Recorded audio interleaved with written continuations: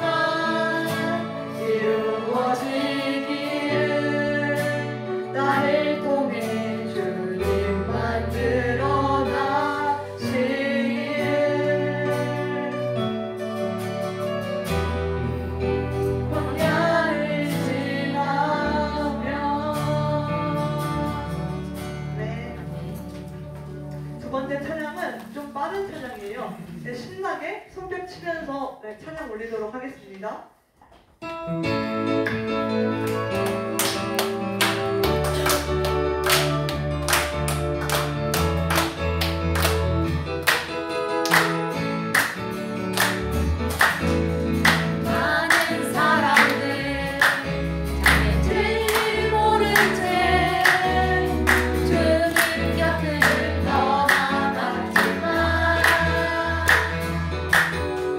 내가 만난 주님을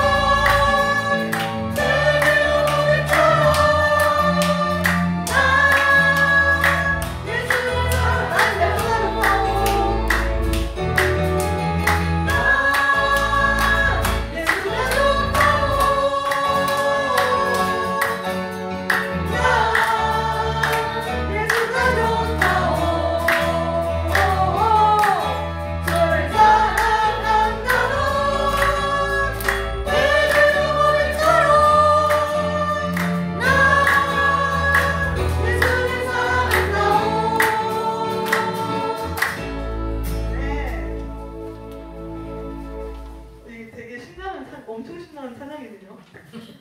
이렇게까지 신날 줄 몰랐는데 여기서 춤추고 싶었습니다. 세 번째 찬양은 천년이 두 번 지나도 찬양인데 힘든 일이 있거나 뭐 지치는 일이 있거나 좀 감사한 일이 있으면 이 찬양을 제가 집에서도 많이 듣는 찬양인데 이게 가사를 보면은 하나님에 대해서 이야기가 좀 많이 나오는 찬양이에요. 그래서 이 가사를 그 두 번째 찬양도 마지막 곡 찬양도 다 가사를 생각하면서 따라 불러줬으면 좋겠습니다.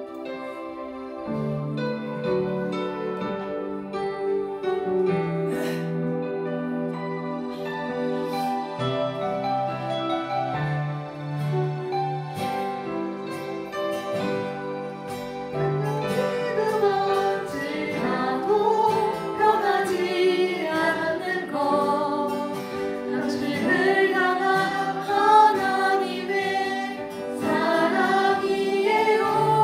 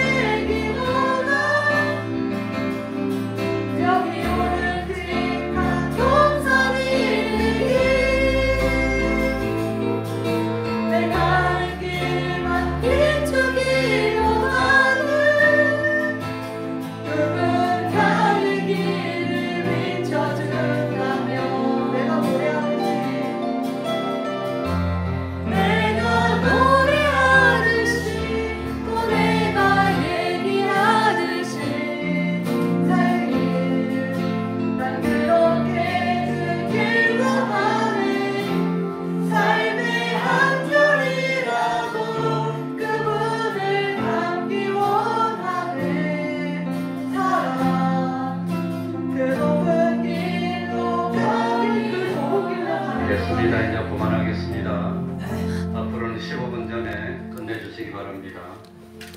미안합니다. 시간이 넘어갑니다. 네.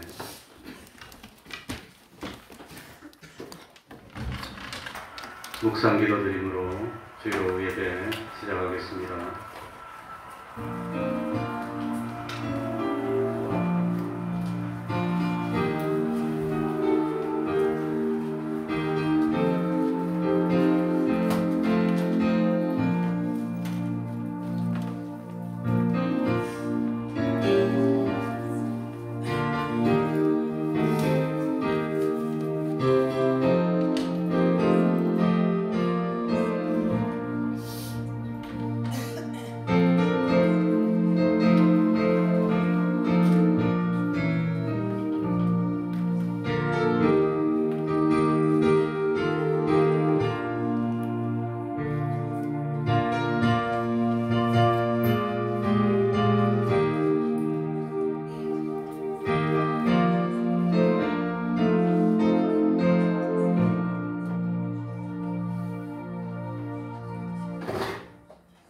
찬송 올리겠습니다.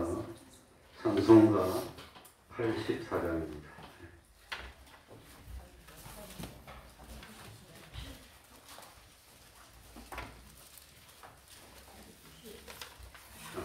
아, 492장입니다.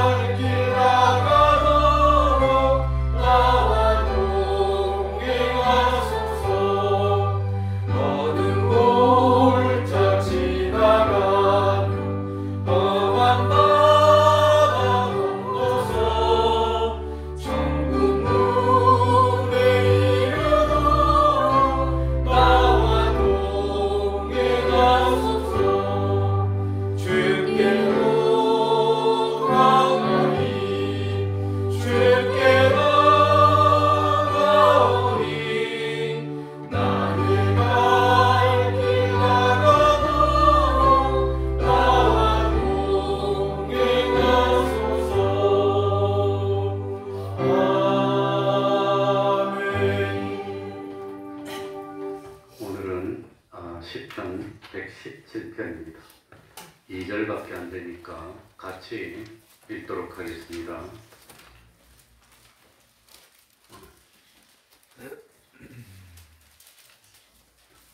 시편 117편입니다. 같이 읽겠습니다. 너희 모든 나라들아, 시작. 너희 모든 나라들아, 여호와를 찬양하며 너희 모든 백성들아, 저를 칭송할지어다.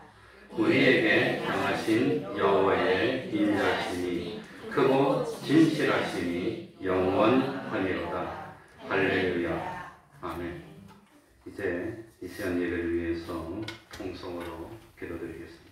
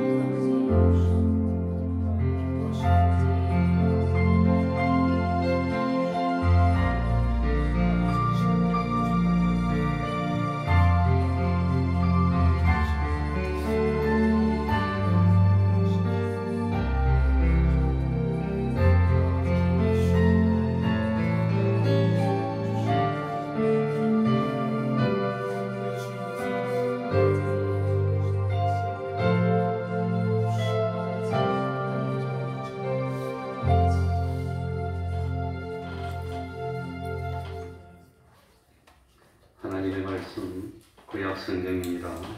잠언 1장 7절입니다.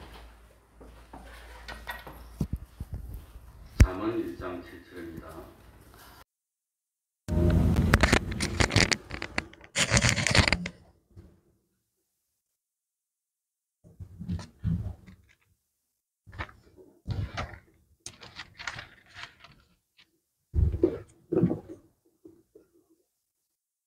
잠언 1장 7절부터 9절까지를 제가 읽겠습니다.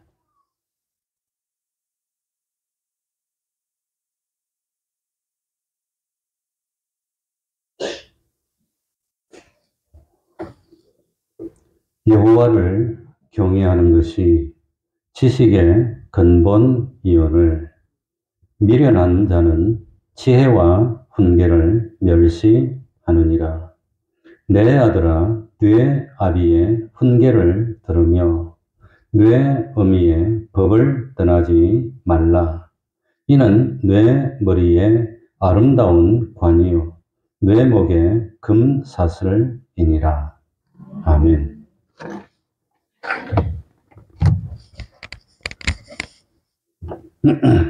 잠언의 특징은 두 가지입니다.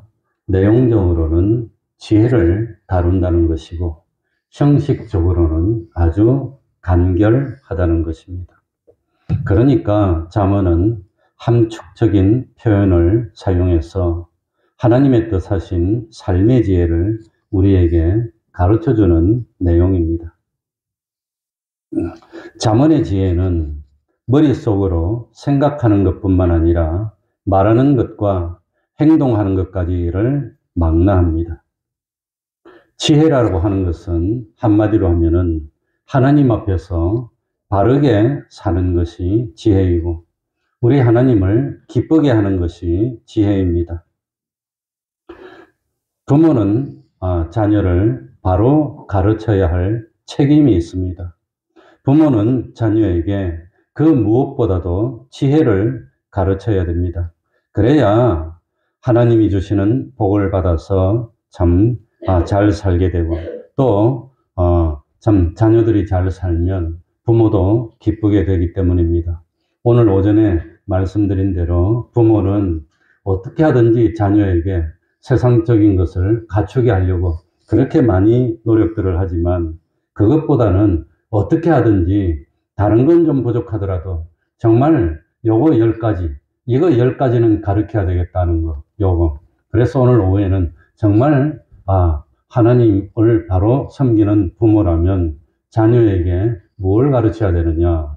요즘 사실 보면 자녀들이 참 말하기 표현하기 좀 조심스럽긴 하지만 이거 바로 옛날처럼 성장하는 것이 좀 드물지 않나. 그래서 대부분 보면 자녀들이 어긋나기도 하고 삐뚤어지기도 하고 특별히 교회 보면은 자녀들이 같이 교회 나오는 경우가 거의 없어요. 드물어요. 그런데 자녀가 함께 교회 나와서 함께 예배 드리는 것이 얼마나 아름다운 것이고 좋은 것인지 그건 마음대로 안 되니까. 그러니까 부모의 최고의 의무는 자녀들에게 지혜를 가르치는 건데 이제 어떤 지혜를 가르쳐야 되느냐. 첫 번째 뭘 가르쳐야 될까요? 내가 정말 부모라면 우리 자녀에게 뭘 가르쳐야 되겠습니까? 제일 먼저 가르쳐야 되는 건 뭐냐? 하나님을 경외하도록 가르쳐야 됩니다. 하나님을 두려워하는 것. 정말로 하나님을 두려워하는 마음이 있으면 그거 예수 믿는 겁니다. 하나님이 없는데 어떻게 두려워합니까? 하나님을 부정하는데 하나님을 눈치 볼 필요 있고 하나님 앞에 조심할 필요 있고 그런 게 있겠습니까? 그러니까 가르쳐야 되는 것 중에서 첫 번째 가르쳐야 되는 것, 그게 하나님을 경외하는 겁니다. 잠언 9장 10절 여호와를 경외하는 것이 무엇의 근본? 지혜의 근본입니다. 오늘 읽은 대로 1장 7절 여호와를 경외하는 것이 지식의 근본. 지식의 근본도 하나님을 경외하는 겁니다. 지혜의 근본도 하나님을 경외하는 거라고 하는 겁니다. 그러니까 우리 부모가 자녀에게 가르쳐야 될 게 첫 번째가 하나님을 경외하는 마음. 경은 뭡니까? 공경하는 겁니다. 외는 뭡니까? 두려워하는 겁니다. 그래서 참 하나님을 경외한다는 것은 하나님을 공경하는 마음에서 우러나오는 거룩한 두려움. 그러니까 하나님 앞에 가면 조심해야 돼. 그거 정말 조심해야 돼. 여기는 하나님이 계셔. 그러니까 너 뛰어다니도 안 된다. 여기서 함부로 해도 안 된다. 예배 드릴 때 하나님께 예배 드리는데 여기서 떠들면 안 돼. 먹으면 안 돼. 그러니까 우리 사모는 지금도 어제도 만나가지고 푸념하고 힘들게 했던 것이 뭐냐. 제가 전도사 생활을 9년 했습니다. 9년. 그 전도사 생활 9년 한 그 교회는 우리 고모부가 설립한 교회입니다. 그 당시 전도사 할 때 그 뭐 한 320명, 350명 정도 나왔습니다. 청량리 교회. 지금도 뭐 있습니다. 잘 지었어. 5층으로 크게 이제 지었는데. 아무튼 그러면 교회에서 뭐 참 나는 부모 때부터 그 교회를 섬기고 우리 뭐 아무튼 뭐 친인척들도 그 교회를 다 섬겼고 나도 그 교회 처음에는 그냥 학교 때문에 이제 뭐 서울로 대학을 갔으니까 다니기 시작했는데 근데 그 자리에서 전도사가 됐습니다. 아무튼 학교 다니고 졸업하고 여의도에서 직장 생활을 한 2년 하고 근데 사표 내고 신학교 들어가고 그러면서 이제 거기서 전도사를 했는데 아무튼 전도사는 인격이 없는 사람입니다. 완전 뭐 파출보다도 못한. 그래서 이 신학교 들어가기 전에 전도사로 나오기 전에는 순교의 신앙인데 전도사로 딱 나오고 난 뒤부터는 신앙이 막 떨어지는 겁니다. 그래 신학교 들어가니까 1학년 때는 신앙이 이러다가 졸업할 때 되면 이렇게 떨어집니다. 그러니까 이거 뭐 아무튼 뭐 그렇게 뭐 힘들게 연단받는 과정이라고 생각하면 그건 뭐 상관없을 겁니다. 연단받는 과정인데 그런데 이제 결혼해가지고 애를 낳는데 우리 집에 애들이 동준이는 그래 성격이 얌전한데 둘째 동규는 완전히 털털 해가지고 온 천지사방으로 뛰다니니까 온 공공에 적이 돼가지고 맨날 뭐 그냥 사모가 기도 안 해서 그렇다고 뭐 자기만 야단쳤다는 거예요. 난 모르겠는데. 그러니까 이 아이를 낳으면은 얼마나 기도를 해야 되는지 교회 나와가지고 천방지축으로 안 다니도록 조심하도록.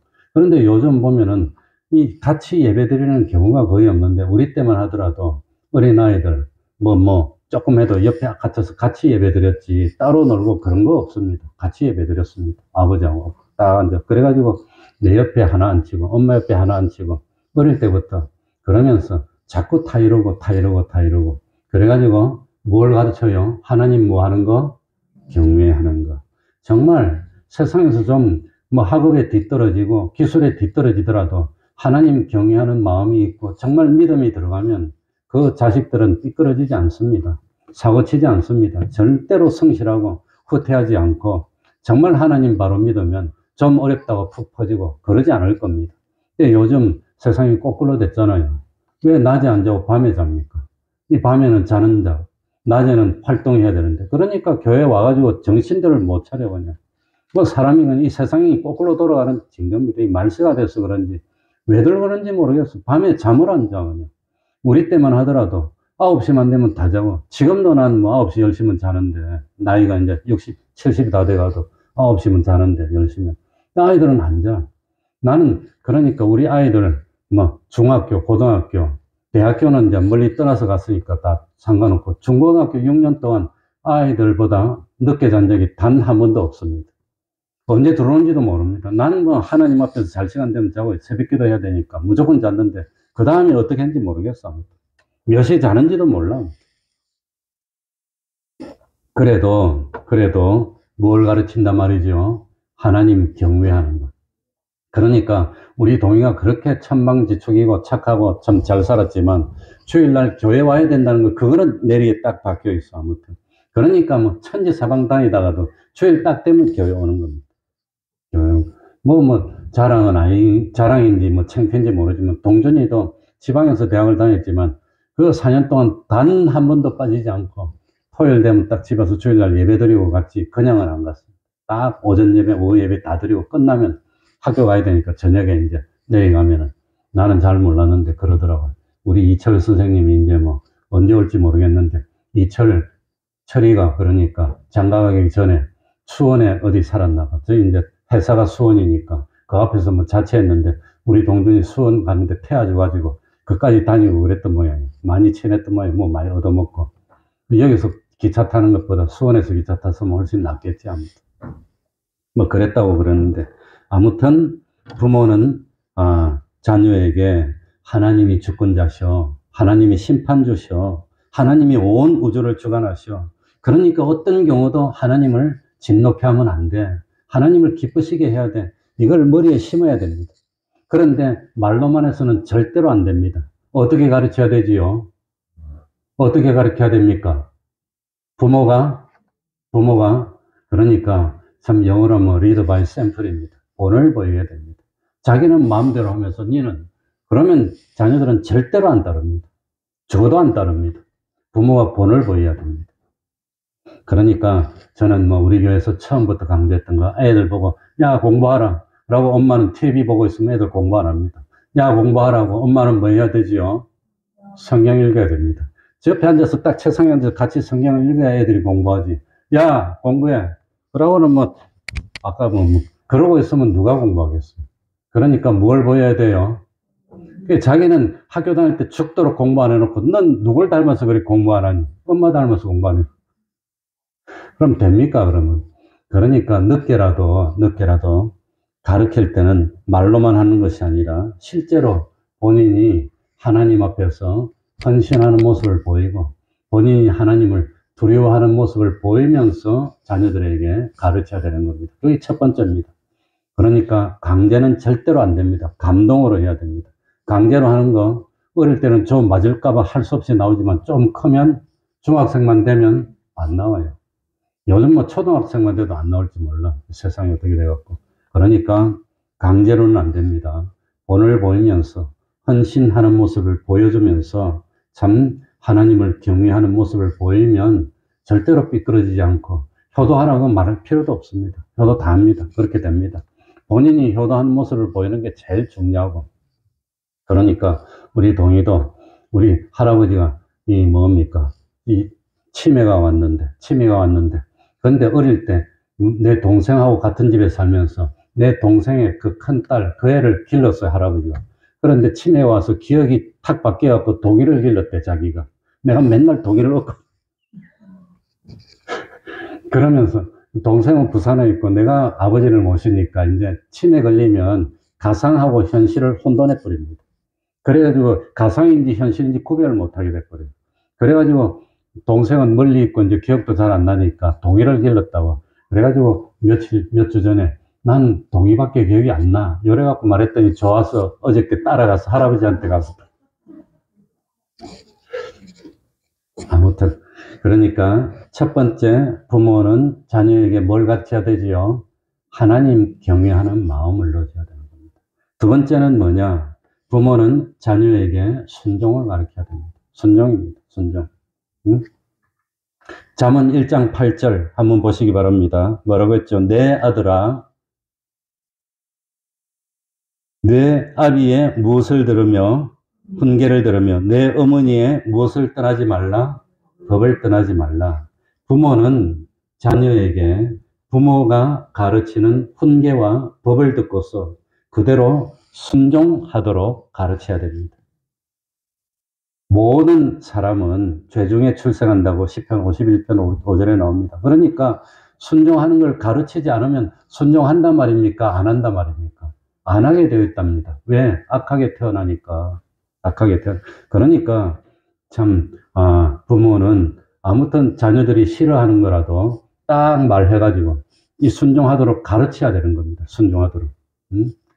우리는 이 참 분당 서현동 아파트 동화상가 시범단지 그 앞에 지하에서 개척교회를 시작했는데 그 시작할 때 아이들이 어릴 때입니다. 우리 동이는 한 5살 됐나 몰라 그때. 97년도니까 88년생이니까 아니지 94년생이지 동이가. 그러니까 한 4살 그럴 때구나. 그래가지고 아무튼 애들 어릴 때 숙제를 요서부터 이까지 딱 내주고 먹을 거 요까지 먹고 사모하고 나온 둘이 나가서 전도도 하고 있으니까 나중에 저녁에 들어오면 숙제 다 해놨대. 다 뿜다 하고 다 채점도 다 해놨어요. 먹는 것도 그것만 딱 먹었어. 그런데 알고 보니까 나중에 다 엉터리더라고. 답을 딱 보고 뺏겨가지고 착착착착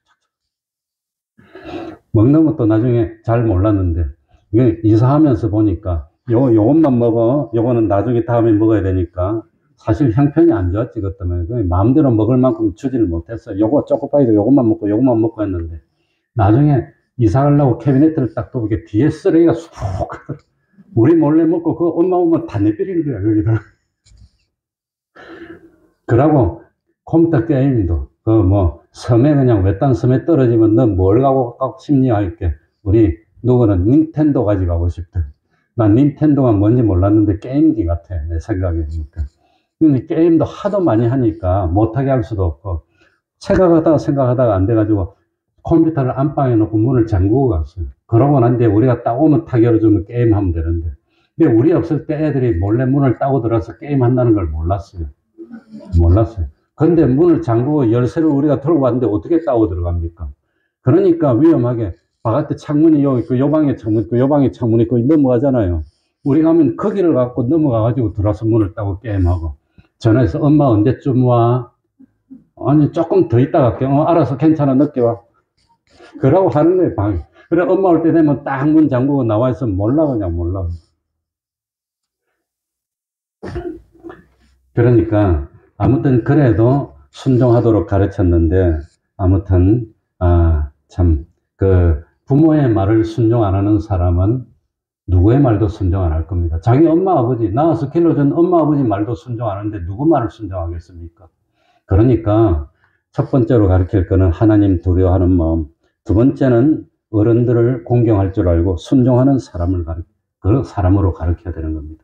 어른이 무슨 말을 하면 들어야 되는데 요즘 대한민국에 망하려고 그러는지 어쩌려고 그러는지 내가 보통 아침에 한 8시 15분쯤 되면 이제 집에 갑니다. 밥 먹으러. 좀 더 일찍 가야 되는데 그게 잘 안 돼. 그러냐 새벽기도 끝나고 성경 한 절 쓰기 하고 성경 읽고 내 볼일 좀 보고 뭐 이것저것 좀 하고 8시 15분쯤에 가면 아이들이 학교 간다고 쫙 오면은 교복 입고 서너 명 오면은 어른이 오면 조심하고 옛날에는 우리 때만 하더라도 그런데 어른이 딱 오면 딱 요리 보면서 담배 피워요. 그러면 가래를 탁 뱉다 내 발 앞에다가. 중학생도 그래, 중학생도. 그러니 세상이 이게 참 나중에 커서 어떻게 되겠어요? 그거 어떻게 되겠습니까? 안타까운데 참 목사가 목사 입으로 이런 말을 해야 된다. 그런데도 뭐라고 말을 못해. 잘못하면 아빠 자꾸 한 대 맞으면 죽으니까 아빠 말하지 말해. 우리 교회 안에서는 백관원이한테 내가 말하지만 착하니까. 저것도 요거만 하던 키가 이제 이리 커가지고 좀 대들란다 몰라. 안 그럴란지. 그냥 농담으로 했습니다. 그러니까 두 번째는 뭐 할 줄 아는 사람, 어른이 말하면 순종할 줄 아는 사람으로 만들어야 됩니다. 그래서 저도 뭐 효도하는 사람으로 만들으라고 효도하라고 말할 필요가 없어요. 효도하는 모습을 보여주는 것보다 더 좋은 방법이 없어. 무슨 일이 있더라도 뭐 딱 필요하면 가서 딱 뭐 부모한테 하는 거 그걸 보이고 아무튼 그렇게 해서 순종하는 자녀들은 하나님의 복을 받습니다.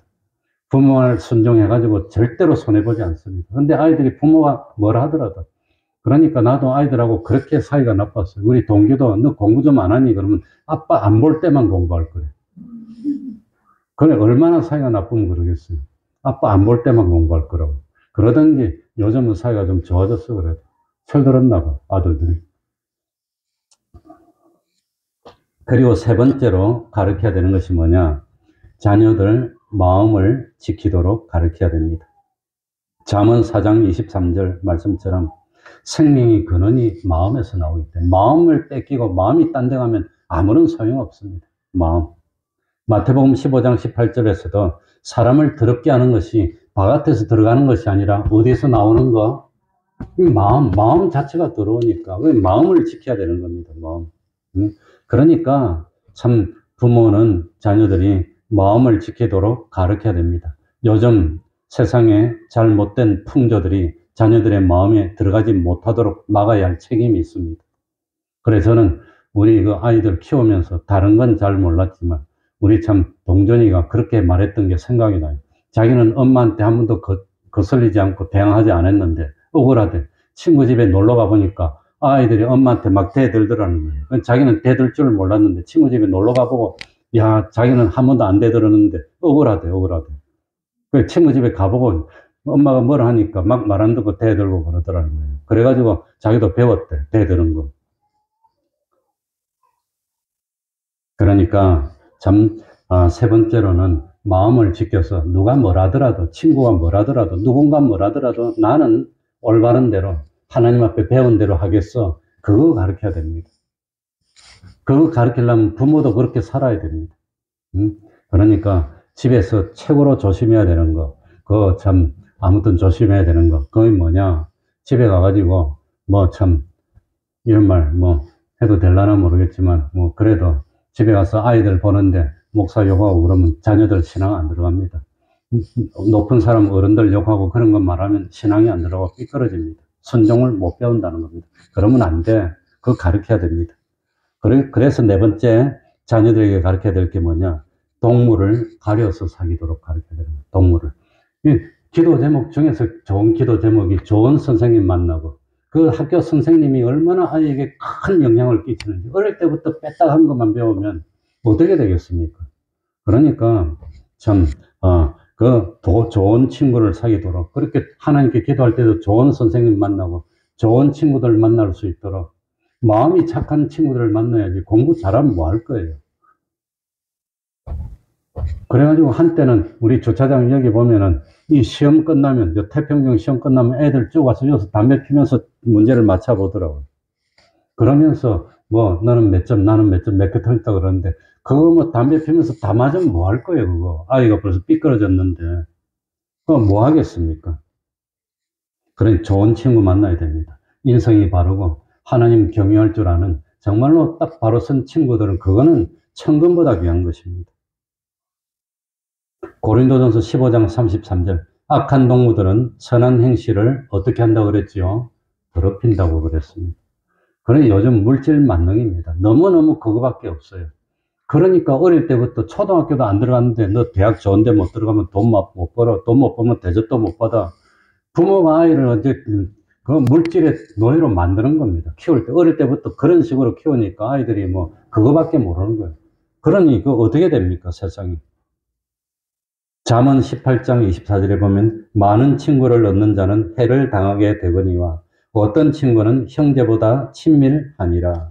그러니까 참 여기는 잘못 읽으면 안 되는데 여기 친구라는 단어가 2번 나오는데 이 우리말로는 똑같은 친구지만 원어로는 단어가 다릅니다. 처음에 나오는 친구, 많은 친구를 얻는 자는 친구는 모든 아는 사람을 광범위하게 친구라고 표현한 겁니다. 근데 2번째 나오는 친구는 그게 아니라 올곧은 친구, 선한 친구를 말합니다. 그러니까 이거 단어, 그러니까 선한 친구는 형제보다도 좋고 귀중하지만 올곧지 못한 그런 많은 친구들은 사귀면 해를 당하는데 그러니까 이게 그런 뜻입니다. 그냥 친구가 많다고 나쁘다는 게 아니라 친구를 사귀더라도 어떤 친구를 사귀어야 되지요? 바른 친구를 사귀도록 가르쳐야 된다는 겁니다. 그리고 잔소리 조금만 하면 시간이 나. 5번째는 부모는 자녀들에게 육체를 다스릴 수 있는 인내심을 가르쳐야 됩니다. 요즘은 인내심이 전혀 없어. 좀 어려우면 그냥 기분대로 해버리고 이러는데 그러면 안 됩니다. 그러니까 육체를 다스리도록 육체의 욕심을 이기도록 가르쳐야 되는 겁니다. 요즘은 잘못된 일인 줄 알면서도 친구들이 가니까 뭐 다른 사람도 다 하니까 그냥 그 길로 가버리고만. 그래가지고 제가 어저께 라디오를 들어보니까 대한민국의 흡연 같은 거 이런 걸 통계를 내라는 걸 어떤 아이들 가르치는 전문가가 이렇게 말해놨는데 보니까 대한민국의 그 흡연 통계가 작년들은 흡연하는 게 줄어들고 있답니다. 어른들은 많이 줄어드는데 학생들은 늘어나고 있답니다. 그래가지고 지금 잘 기억은 못하겠는데 중학생 때는 몇 명 중에 몇 명이 흡연한다고 그러더라. 10명 중에 한 3명 정도가 흡연한다고 하는 것 같고 고등학생은 그거보다 훨씬 더 되는 것 같아요. 거의 뭐 어른을 뺨치는 것 같고 충격적인 것은 초등학교 저학년도 흡연하는 아이가 있다는 거예요. 그건 가정에서 잘못 가르쳐서 그렇다는 거예요. 그건 좀 드물긴 하고 작긴 하지만 그런 통계가 이렇게 나와 있더라고요. 그건 어른들이 잘못입니다. 어른들이 이거 아이들한테는 절대로 팔지 말아야 되는데 그거 돈 몇 푼 번다고 그걸 갖다가 아이들한테 주면 됩니까 그거? 자기 자식 아니라고. 그러니까 이 흡연은 만고의 악입니다. 건강에 정말 안 좋습니다.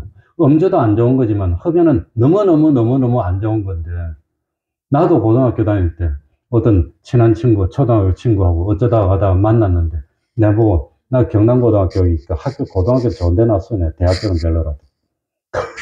그 학교 올라가는데 산으로 이렇게 가야 되는데 길로 가는데 내 친한 친구가 딱 이 담배를 한 대 좀 쓰자 같이 피자 해서 난 담배 안 핀다고. 너 고등학생인데 그것도 안 하고 아직까지 뭐 했니? 그러더라고요. 깜짝 놀랐어요. 그러니까 나 때도 그랬는데 지금은 더하지 그지? 백과는 솔직히 말해봐. 안 그러니? 응? 그렇지. 너가 핀다는 게 아니고. 그러니까 우리는 담배를 안 피기 때문에 근처만 와도 몸에 냄새가 배겨가지고 냄새가 막 나, 그냥. 나.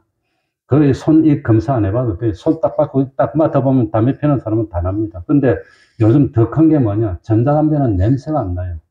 그러니까 이거는 뭐 살인 무기는 살인 무기인데 죽는 걸 모르고 죽이는 직접 흡연은 직접 살인이고 간접 흡연은 간접 살인이라 해놨더라고요. 그런데 우리 이청도 담배 피지 말라고 그랬더니 그런데 담배 피다가 나만 올라오는 소리만 나면 화장실 앞으로 막 도망가요 사람들 이청의 사람들이. 근데 어떤 사람은 전자담배를 피더라고요. 냄새가 올라오니까 이제는 아마 이거 피면은 그건 냄새가 안 나.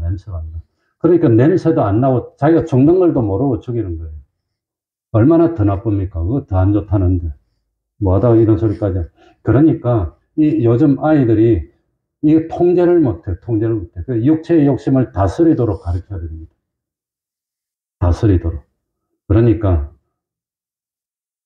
요즘은 그래도 얘기하고 가느니가 잘하고 있는데 더 조금 잘해서 조금만 더 노력하면 돼요. 조금만 더 해서 잘 시간에 자고 일어날 시간에 일어나고 요것만 되면 생활이 다 돌아옵니다.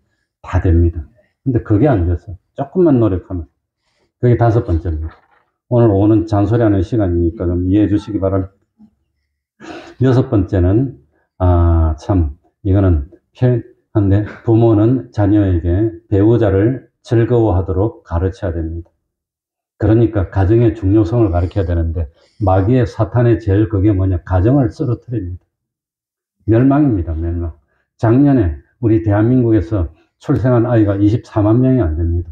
24만 명이 안 돼. 24만 명이면 여자가 12만 명입니다. 여자 12만 명이 출산율이 0.5면 6만 명밖에 안 났습니다. 0.6이면 한 7만 명 나오면 7만 5천 명 나오면 앞으로 작년에 태어난 사람들이 결혼해서 아이를 낳을 때 되면 대한민국에 1년에 7만 명밖에 안 태어납니다. 그거는 절명입니다. 7만 명 태어나면 그중에 남자가 3만 5천 명입니다. 8만 명이라고 쳐줘도 1년에 남자 4만 명이면 국방 의무를 누가 합니까? 지금 한 40몇만 명인데 50만 명이 안 되는데 아마 국가에서 정확하게 말을 안 하는 것 같아요. 60만 대군이었다가 50만이 때 지금 50만이 안 돼요. 그러니까 비행기 만들고 배를 만들고 군함을 만들고 탱크를 만들어도 운전할 사람이 없어. 누가 지킵니까? 앞으로 한 세대, 두 세대 지나가면 그리 되는 겁니다. 누가 합니까? 일은 누가 하고 뭐 국가는 누가 지키고 공장은 누가 돌립니까? 앞으로 뭐 두 세대만 지나면 1년에 8만 명밖에 안 태어나요. 그중에 여자가 4만 명, 남자가 4만 명입니다. 4만 명이 0.7명 나오면 뭐지? 2만 8천 명이에요. 3세대 지나면 1년에 3만 명도 안 태어나요. 그런데 지금도 자꾸 더 줄어들고 있어, 지금. 그 속도가 더 줄어들고 있어요. 그러니, 가정이 이거 어떻게 됩니까? 그러니까, 하나님은 땅에 번식하고 참 충만하라 그랬는데, 그게 안 되고 있어요. 이게, 처음부터 이게 끊어지고 막 파괴되니까, 전 육체의 욕심을 못 다스리고, 그러니까 딩크족이라, 요즘 딩크족. 그게 뭡니까? 결혼은 하되 자녀를 안 낳겠고, 그럼 절기다가 살다 가겠다는 거예요. 세상이 끝입니다.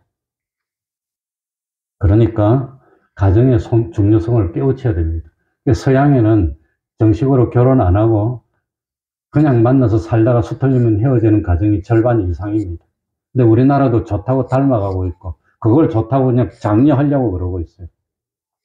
미국에서 한인이들이 많이 사는 LA에서 우리 교포가 어떤 사람이 목욕탕을 운영했는데 서양 양놈이 키가 뭐 180, 190 되는 털이 북슬북슬하게 여탕에 쑥 보고 들어가고 여자들이 비명을 지르고 난리가 났습니다. 실화입니다, 실화 이거는.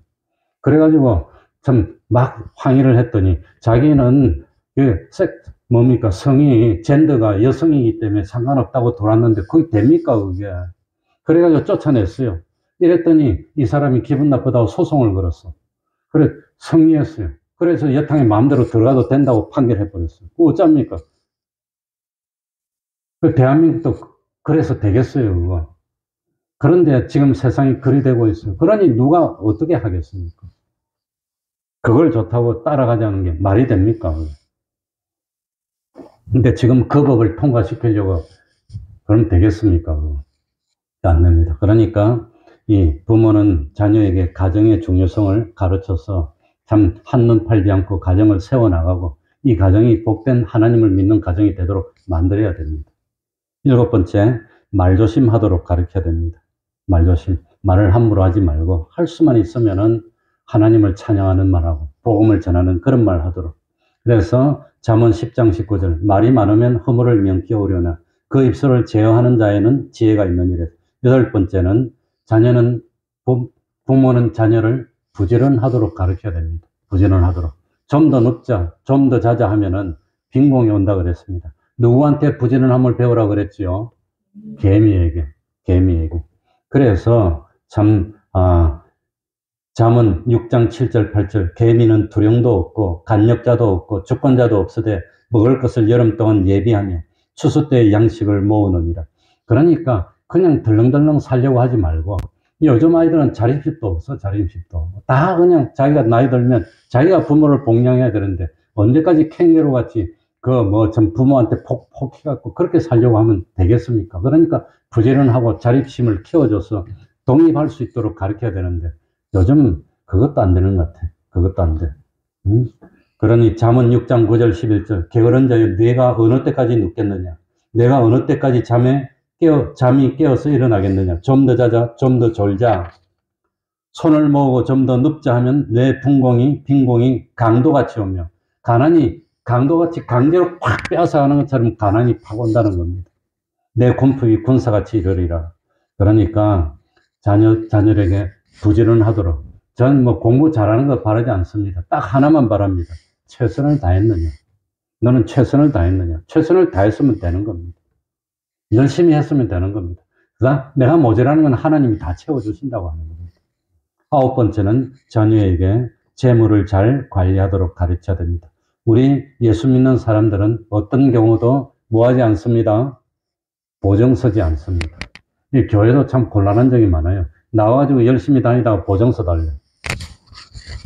보증 서지 말라 그랬습니다.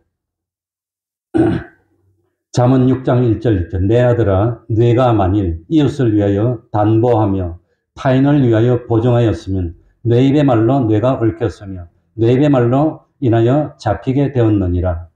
성경에서는 보증 서지 말라고 가르치고 있습니다. 그러니까 예수 믿는 사람은 타인을 위해서 뭐 하지 않습니다. 보증 서지 않습니다. 그러니까 자기 재산을 타인을 위해서 보증 서면 다 드러내는 게 되는 겁니다. 제가 말했죠. 가족 중에, 형제 중에, 자녀 중에 누가 신용불량이 돼서 파산할 사람이 있으면 어떻게 하라? 파산하도록 내버려둬라. 그게 사랑하는 겁니다. 그걸 파산 안 되도록 하려고 자기 재산하고 다 끌어서 넣으면 일가친척 다 같이 죽는 겁니다. 혼자만 딱 죽으면 그 다음에 부모가 아직도 여유가 있으면 그거 먹여 살려줄 수 있고 데울 수도 있는데 부모하고 같이 다 같이 죽으면 이제 어디로 나갈 겁니까? 광야로 와서 텐트 칠 겁니까? 그러니까 신용불량이나 어려운 사람이 있으면 마음이 아프니까 그래 네 마음이 아프니까 다 내서 갚아주는 게 아니라 너 그냥 혼자 망해라고 놔두는 겁니다. 요즘은 신용회복이나 그런 절차들이 많이 있기 때문에 그래서 예수 믿는 사람은 뭐 하지 않습니다. 보증 서지 않습니다. 그거 하지 않고 그 대신 9번째 부모는 자녀에게 이웃을 사랑하도록 가르칩니다. 정말 보증 서주는 건 아니지만 정말로 어려움에 빠진 사람이 있으면 내가 할 수 있는 범위 내에서 도와줘야 되는 겁니다. 도와줘야 돼. 그게 이제 사랑입니다. 자기밖에 모르는 그런 사람으로 만들면 안 됩니다. 도와주도록. 그게 10번째는. 9번째는 재물 관리를 잘해서 아무리 많이 벌어도 버는 것보다 많이 쓰면 무슨 소용이 있습니까? 소용없습니다. 버는 대로 퐁퐁퐁퐁퐁퐁 그러면 안 됩니다. 그래서 나도 참 생활이 어렵고 어려웠는데 우리 사모 보고 약속을 하나 했어요. 우리 사모는 뭐 부잣집에서 잘 컸는지는 모르겠지만 아무튼 뭐 왜 저금을 하니 하나님이 때가 되면 다 먹을 거 주는데 주는 대로 씁시다 삽시다 뭐 이러더라고요. 내가 이해를 못했어. 그래갖고 어떻게 살아. 그래서 싸웠어. 진짜로 심각하게 싸웠어. 싸워가지고 그래가지고 약속을 했어요. 그냥 난 지금까지도 뭐 딱 사례받아서 딱 주면은 어디 쓰는지 몰라. 아니 신경도 안 써. 그 대신 한 달에 10만 원만 저축해라는데 그게 한 30년 되니까 그것도 돈 되더라고 보니까. 근데 이제 그것보다 더 하겠지. 그러니까 아무리 많이 벌어도 요즘 아이들 보면 돈을 못 모아요. 못 모아요. 막 버는 대로 팡팡 다 써 그냥. 그러니까 재물을 관리하도록 가르쳐야 됩니다. 그게 딱 벌었으면 하나님 앞에 11조 요만큼 하고 그 도둑질 해가지고 뭐 하나님이 뭐 잘 살게 해주겠습니까? 미래가 있겠습니까? 그 다음에 요거만큼 저금하고 나머지로 써야지. 나머지로 저금하고. 근데 요거 쓰고 요거 쓰고 요거 쓰고 보니까 할 거 없네. 다 떼먹고 저금도 없고. 그 10년 지나가도 말짱 꽝. 그러면 안 됩니다. 그러니까 내가 수입이 요거만큼이라면 요거는 하나님 거, 요거는 저금, 나머지 가지고 우선순위를 따져가고 딱딱 써야 되는데 그게 안 되더라고요. 가만히 보니까 그게 안 돼. 결혼해서 애 하나 놓으니까 되더라고요. 그러니까 부모는 자녀에게 재물 관리하는 걸 가르쳐야 됩니다. 가르치고 그리고 참 이웃을 사랑하는 자로 내만 먹는 게 아니라 보증을 쓰고 뭐 담보를 쓰고 그건 아니지만 어려운 사람이 있으면 할 수 있는 범위 내에서 도와주는 겁니다. 그래서 예수 믿는 사람은 빌려주는 거 아닙니다. 빌려주더라도 떼일 걸 각오하고 줘야 됩니다. 떼일 걸 각오. 우리 교회는 가슴 아픈 사연이 있습니다. 옛날에 참 2007년도에 그 뭐 교회를 그냥 휩쓸고 나가신 분이 계십니다. 지금까지 변절하지 않고 있습니다. 담임 목사 것까지 빌려와서 지금도 몰라라고 땡깁니다. 그런 사연이 있습니다. 그러니까 왜 그렇게 빌려주면서 나한테 말을 안 해? 말을 안 해. 교회를 다 한번 휩쓸고 난 뒤에 비로소 내가 알게 됐어. 그래야 딱 정리했는데 그 이상 피해는 없고 딱 막았어. 아무튼 갔는데 그러니까 참 돕는 거지. 빌려주면은 그거는 뛴다고 생각하고 줘야 됩니다. 뛴다고 생각하고. 그러니까 내가 도울 수 있는 데까지 도우고 그 다음에는 안 되는 겁니다. 그래서 첫 번째는 하나님 뭘 가르쳐야 돼요? 경외하는 것. 두 번째는 부모에게 뭐 하도록? 순종. 세 번째는 뭘 지켜야? 마음을 주면 안 됩니다. 그러면 네 번째는 친구를 가려서 사귀입니다. 다섯 번째는 욕심을 다스릴 수 있도록. 여섯 번째는 가정을 소중하게 여기고. 일곱 번째는 말을 함부로 하지 말고. 여덟 번째는 부지런하고. 아홉 번째는 재물 관리를 하고. 보증 쓰지 말고. 열 번째는 어려운 사람 도울 줄도 아는 사람이 되면 하나님이 함께 할 줄 압니다. 기도하겠습니다. 하나님 아버지 감사드립니다. 참 지혜를 가르쳐 주셔서 좋은 친구도 많이 만나고 좋은 선생님도 만나고 좋은 책 성경도 많이 읽어서 평생에 어려움이 없이 주님 안에서 평안을 누리고 기쁨을 누리며 온전한 믿음의 가정이 될 수 있도록 은혜 베풀어 주옵소서.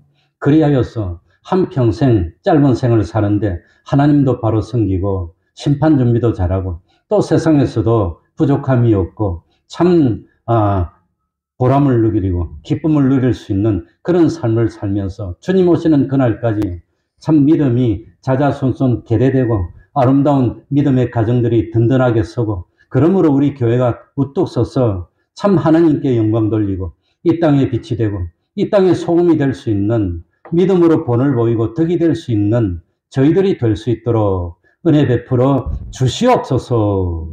예수님 이름으로 기도하옵나이다. 아멘. 찬송 올리겠습니다. 470장입니다.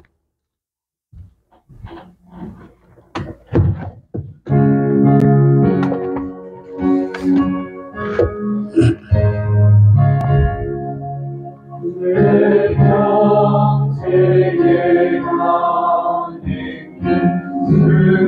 승하여 늘 전전한 같은 길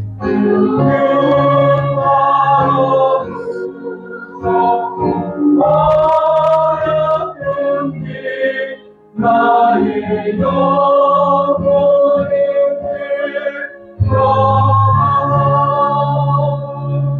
내 영혼 영원해 내 영혼 내 영혼 영원해 돌아가기는 이를 삼키려고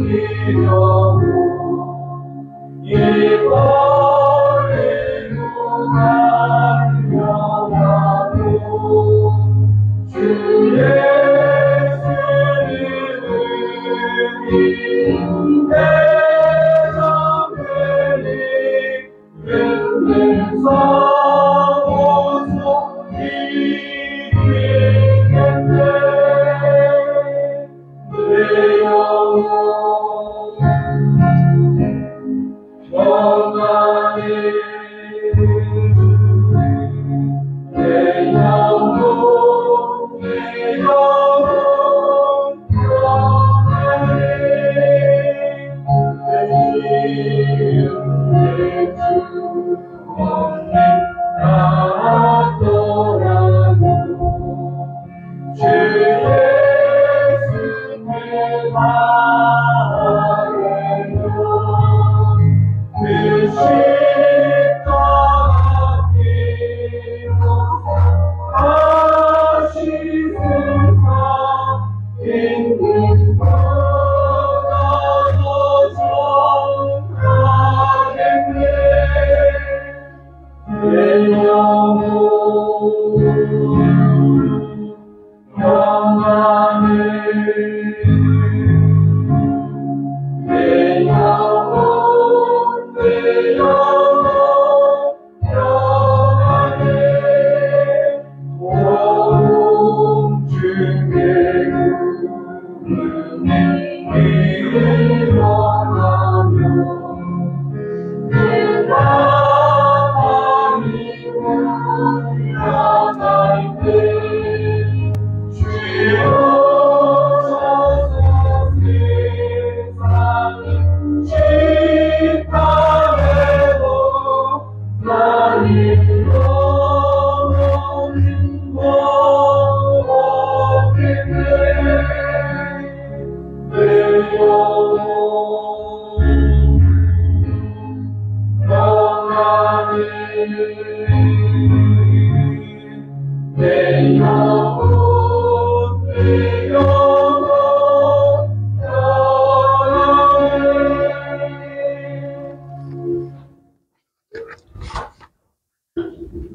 매일 30분 기도가 힘이 있습니다.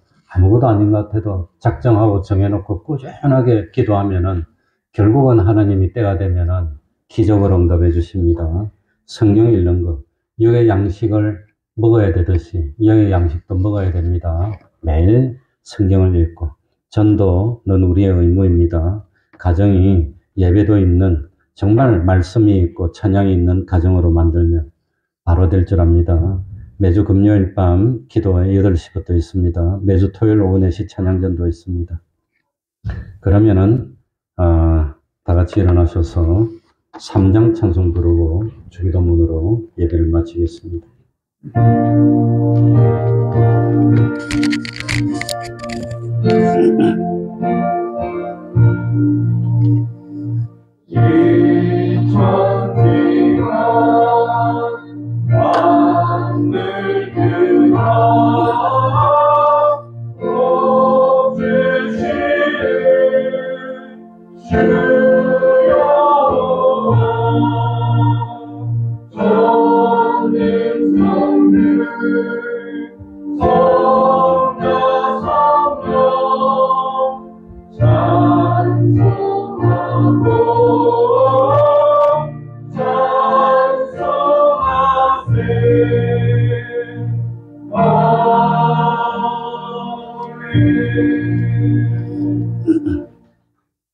하늘에 계신 우리 아버지여, 이름이 거룩히 여김을 받으시오며 나라의 임하옵시며 뜻이 하늘에서 이룬 것 같이 땅에서도 이루어지이다.